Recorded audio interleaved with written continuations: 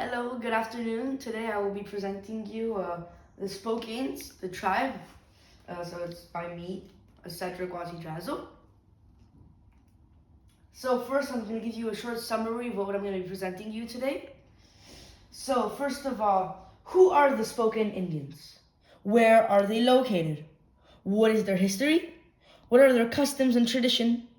And finally, what is the Spokane Powwow? Firstly, who are the Spokane Indians? The Spokane Indians are a large American tribe of Indians.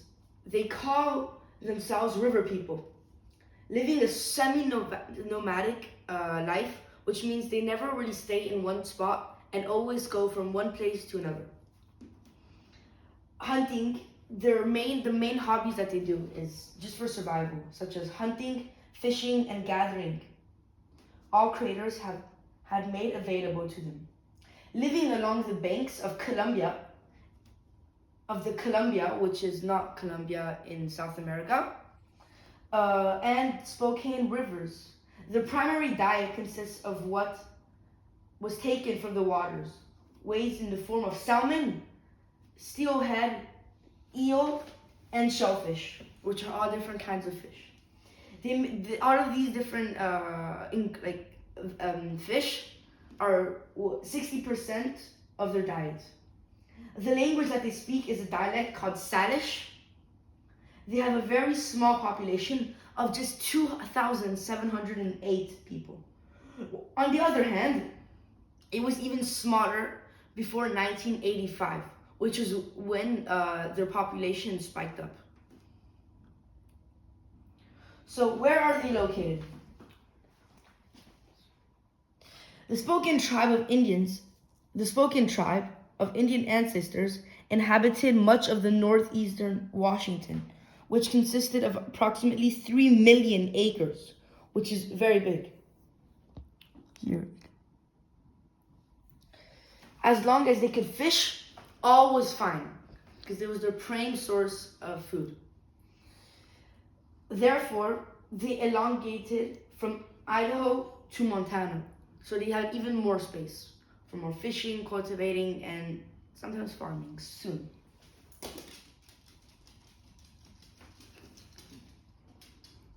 What is their history? So how did they come to where they are today?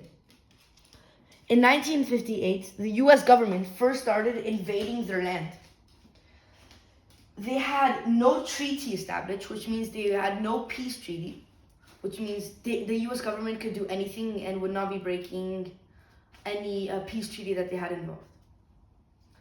Or any adequate communication with the federal government. They had to fight back and defend their families. And they had hardly any military power, just bows and arrows and very old types of fighting skills, whilst they were fighting against already official military. In 1881, now this is an important issue because President Rutherford B. Hayes formally established the Spokane Indian Reservation of approximately 154,602 land acres, known as Chief Lot's Reservation. This is very big, so he was being quite generous. In 1887, after a lot of fighting, they still couldn't win. Because after all, as I said, they had almost no power in military. Because of that, Upper and Middle Spokanes had to sign an agreement to move to the Coeur d'Alene, Jocko, Flathead of Colville reservations. So as you can see, the US government, to them, it was just making more space and putting away a tribe that has already been there for a very, very long time and kicking them out of their own home. Spokane Reservation. In 1951, good news finally came for the Spokane Indians. They officially became one of 574 recognized tribal governments within the United States, which means they were finally had their own, it's not a country, but had their own place.